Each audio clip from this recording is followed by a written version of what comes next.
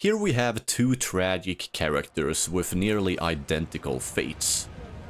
On the surface, Luthen Rael and Daenerys Targaryen seem to be walking parallel paths, but look closer and their stories couldn't be more different. And when you place them side by side, something interesting happens. It suddenly becomes clear why we sometimes cheer for good characters even when they go too far, and why others lose us the second they do. So in this video, we're going to follow the 4 stages of their stories to uncover what makes a tragic hero well written. The introductions of these characters are especially interesting, because they don't just show how different their stories are structured, they quietly hint at exactly where each of them is headed. We go home with an army, with Khal Drogo's army. Daenerys is sealed by fate. In the very early parts, it's her brother who controls it, but by the end of season 1, the true nature of that fate is laid out in front of us. Her family, her past, her future, it's all something we as the audience can see. A chosen ruler destined for the Iron Throne. The real question is, would she stay on the fair, kind and innocent path, or change, like most Targaryens before her? Luthen, on the other hand, gets introduced in a much more mysterious way. Everything we know about Daenerys, we don't know about Luthen. His past, his real motivations are hidden, and it would stay that way up until his very last episode, but I will talk about that later. What we get instead is vague but readable dialogue. Basically, things we can pick up on and piece together into valuable information. The sound of that voice telling you to stop, to go, to move. Telling you to die. Through a couple of conversations, we understand that Luthen is a man that has endured a harsh life. A man that doesn't really show feelings at all. That he has a profound rooted hate for the Empire. That he lives a difficult double life, but most of all, that he is ruthless. Look at me! You wanted to lead. This is what it comes to.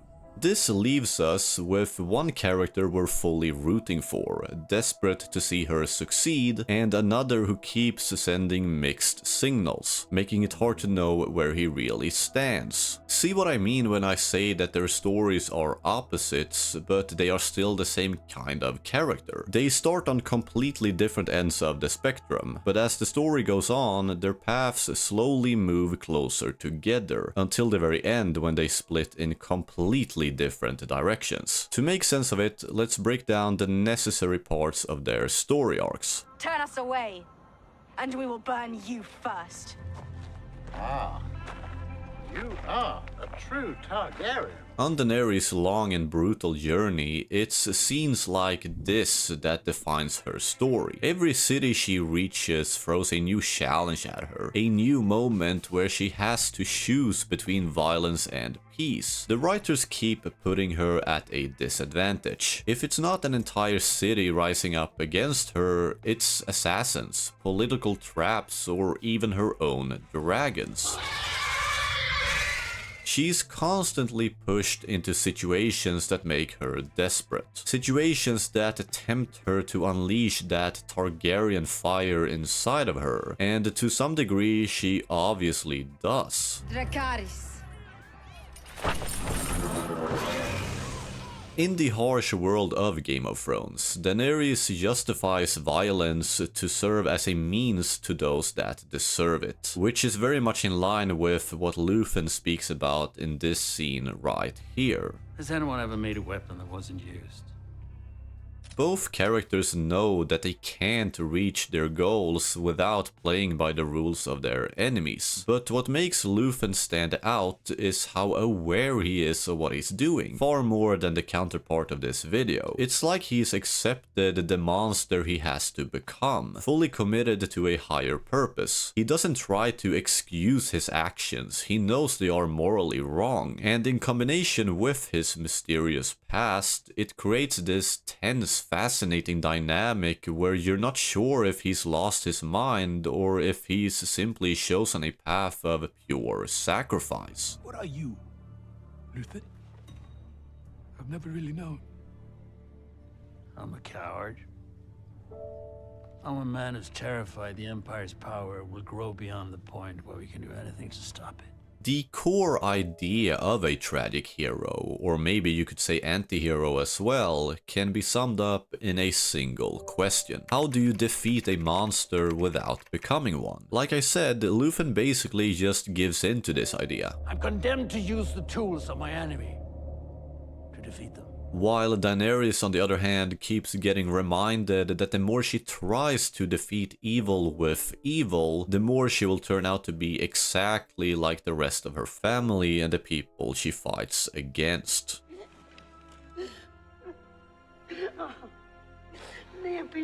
My girl.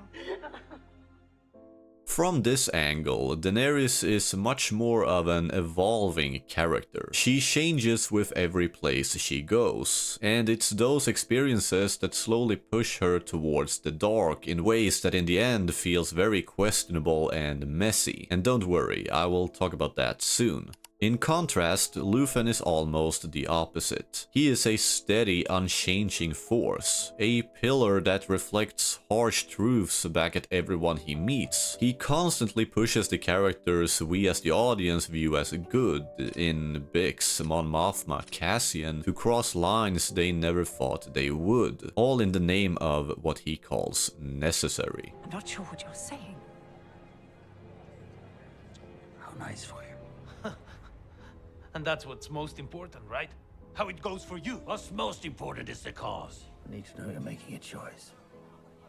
I lived most of my life without ever realizing that that was a possibility. That's not to say characters like Luthen don't struggle. In fact, that vague struggle that you barely notice is one of the reasons he works so well. The actor Stellan Skarsgård brings this shocking amount of humanity to someone who shouldn't have any left, and that's what makes him unforgettable. You wanted this to happen. This is what it took. It's never going to be perfect. I wanted it too much. In the end, the struggle is also a huge part of Daenerys' story, or at least what the writers were aiming for. The idea is that she's constantly torn between claiming the Iron Throne and holding on to the person she believes herself to be. Do you know what frightens me? I said farewell to a man who loves me. And I felt nothing.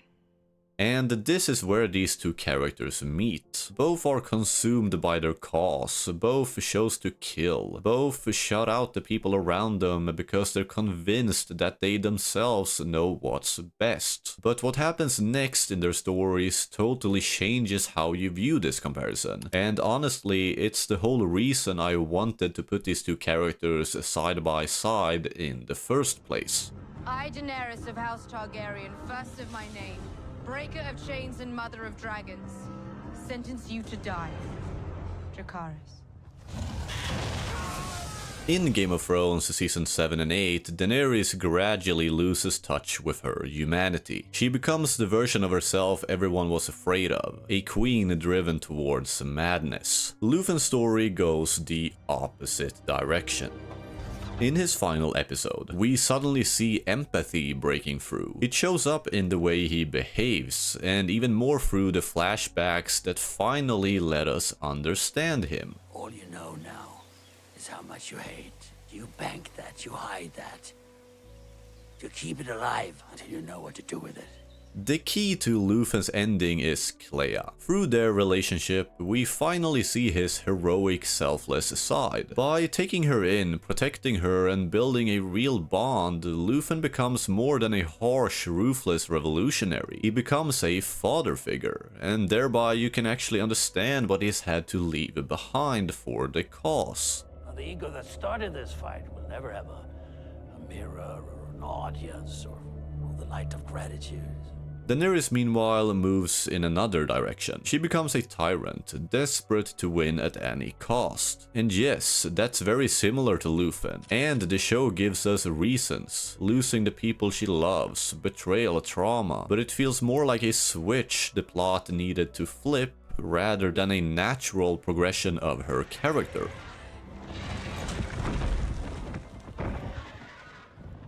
At this point, the two characters have fully switched sides on this little chart that I have created. When their stories end, Luthen is suddenly the one we connect with, while Daenerys becomes almost impossible to make sense of. It's kind of fascinating actually, and speaks to the phenomenal writing of Andor, that one episode managed to give us enough context to understand an entire character arc, making us view previous dialogue from both Clea and Luthen from new perspectives. You're afraid.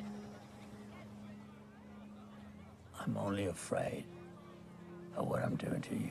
When you look back, Daenerys' themes were always pretty clear and direct, especially compared to Luthen's. But the real difference comes down to what their arcs are meant to leave behind, the legacy of their choices and what happens after they're gone. And this is perhaps the most important lesson when trying to write a tragic protagonist. I don't know if what he was told is true or not, but it's insulting to hear him run down by people who have given a fraction of his sacrifice to this rebellion. Enough!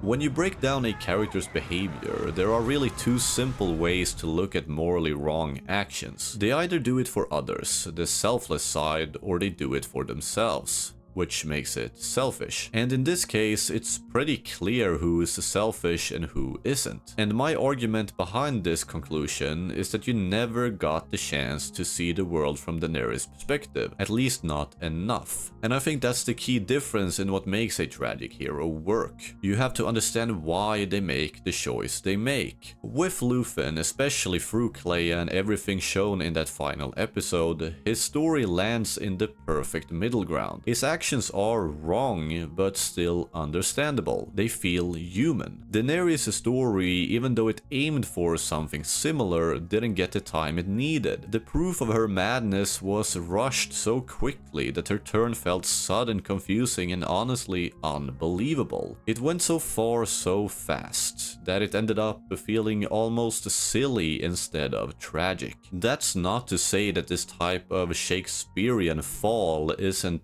interesting, rather that it needed more time to grow. What about everyone else? All the other people who think they know what's good. They don't get to choose. So yeah, they might die in nearly the same way, but the impact they leave behind, that's a totally different story. If you liked this video, you're definitely going to want to check this one out next. Thank you so much for watching, and bye bye.